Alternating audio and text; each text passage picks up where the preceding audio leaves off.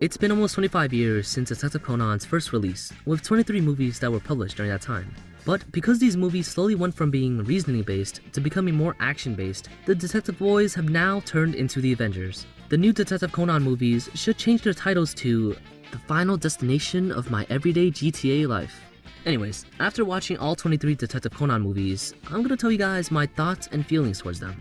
But I'll mainly focus on the first few movies because the most recent ones are, yeah, I'd rather not talk about them.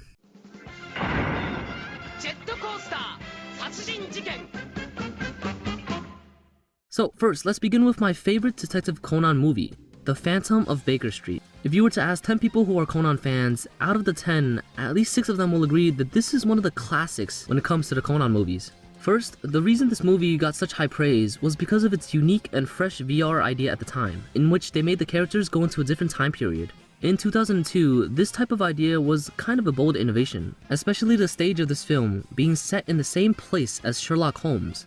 Will Conan finally meet Sherlock Holmes? Just this little question made this movie worth watching. Because this world exists inside of a game, Detective Conan can use his array of highly technological tools, which makes him seem more likely to be a normal person than a skateboard man. Isaac Newton approves. Compared to the other movies, the background setting of this movie has a huge advantage, which is the characters Rachel Moore, as well as the detectives group's death. Such a shocking scene, and the last words of these characters are impossible to achieve in other movies. Although basically every movie version has a test of life and death, this one seems to be the most profound. At the same time, the disclosure of society mentioned in this movie also gives it a deep meaning.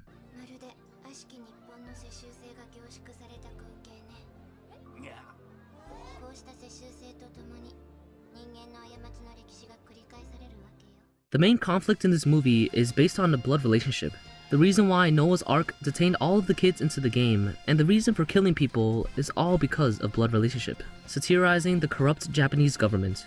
The sad thing is, the writer of this movie, Hisashi Nozawa, committed suicide in his office in the year of 2004, and unfortunately, there will never be another movie like The Phantom of Baker Street again.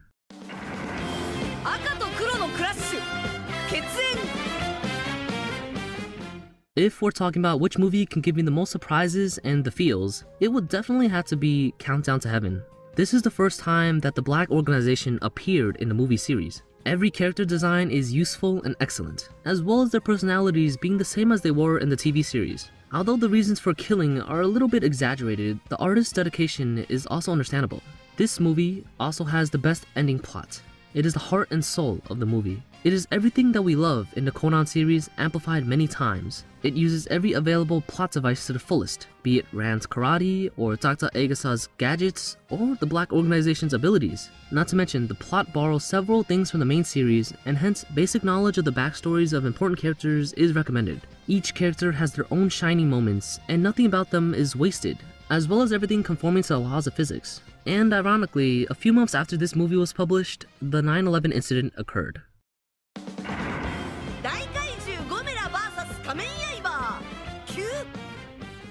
I think that this movie is more likely to be a tourist advertisement for Kyoto, Japan. Let's talk about the plot first. It has a very unique cultural history of Japan. The beautiful scenery of Kyoto in the film is really fascinating. Besides the story of Yoshitsune, which is interspersed with the source of the Warring States period, the story of Benkei, a Japanese warrior. For someone like me who likes history, there is an impulse to fly to Japan immediately. Now, about the art style. Compared with the art style of the 2003s, and the art style I feel is too clear nowadays, the art style is clear and the characters are soft and just right, truly live in my heart. The antique street architecture, the pleasant scenery of flowing cherry blossoms. Man, it's just exhilarating. If Countdown to Heaven mainly focuses on the character design of the detective boys, then this movie is mainly focused on the character design of Harley Hartwell and Kazuha Toyama. The final ending music raises the mood of the entire movie to another level. This song, Time After Time, is a well-known and a very famous song throughout the 25 years of the Conan series.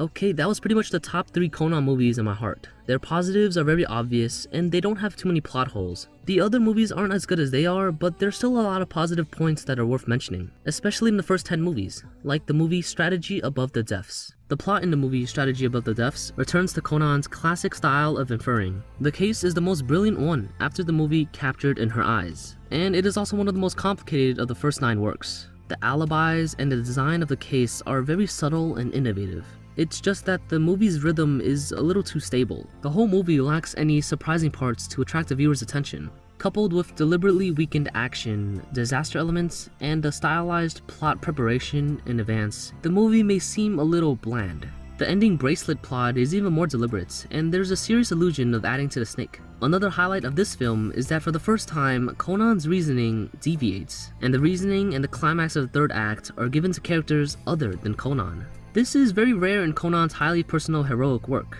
Although the main point of view and the most popular role in this work is still Conan himself, the core character is replaced by Richard Moore, which is also the first time that the Conan movies focuses on. As one of the three protagonists of Conan's early days, Moore has always had a role in regulating the atmosphere of the movies. Even in the movie The 14th Target, it only supplemented his background and related character designs without highlighting them too much. However, in this film, he carried out a full range of in-depth descriptions, shaping this frivolous, lazy, but also sensitive character by many points. Even by having more life experience, he revealed the whole truth of the case before Conan, which greatly increases the charm of his character. As for another movie, with the BGM of Amazing Grace, as well as the friendship between Rachel Moore and Serena Sebastian, we have the movie Full Score of Fear, featuring things that the other Conan movies don't have. But when did this movie start to decline? I think this is because after the movie The Raven Chaser, which for the first half was pretty good, the ending scene seemed to be a little bit unbelievable. Parkouring on the Tokyo Tower with thousands of bullets firing at you, and also using a helmet to explode the helicopter. At least I can understand this, but how can a helicopter even enter the Tokyo area? What the hell are the police force doing? And that so-called super careful dark organization in the TV series who gave up on killing someone because it was raining, for some reason in the movies, used machine guns and explosions on a random person they just met. Exploding or destroying Tokyo Tower is as bad as terrorists destroying the Twin Towers during 9/11. Ever since then, Detective Conan finally turned from a reasoning anime to an action anime. The reason the previous movies were great watches was because we had Kenji Kodama as the director and Katsuo Ono as the music producer. For the first 10 movies, in addition to the script structure and case design, there's another point that is worthy of reference by the current production team. If there's a protagonist or sub-protagonist who can keep pace with Conan and not take all the highlights from Conan, it's often an easy win for them. Most of the early classical Conan films are just like this, such as in the movie Crossroad in the Ancient Capital. There's also wonderful performances by Kaitokid in the movies Magician of the Silver Sky and The Last Wizard of the Century, as well as Conan and his father Booker Kudo. While Conan is reasoning in the game, his father is reasoning outside at the same time in the movie The Phantom of Baker Street. Richard Moore performs greatly in the movie Strategy Above the Depths, and Ai's first appearance is in the movie Countdown to Heaven. Of course, there are many other highlights in these films, but this alone is very innovative. In fact, the fans of Harley Hartwell, Kazuha Toyama, Ai, and Kaito Kurobo have also increased dramatically because of these movies and expanded Detective Conan's influence. As for which movie is the most exciting, everyone's tastes are different. Personally, I like Countdown to Heaven and The Phantom on Baker Street. Even if the last 30 minutes of Countdown to Heaven were to be played back many times today, it's still an exciting watch. The whole film's emotional portrayal of Ai is also very delicate. As for the story of The Phantom of Baker Street, it stands on the shoulders of two classical stories, Sherlock Holmes and Jack the Ripper. Kudo and his son Conan solved the case in both real and virtual lines, which was also true and illusory with a strong sense of rhythm. This is also worth thinking about. A movie or a good plot is often more important than a good idea or two.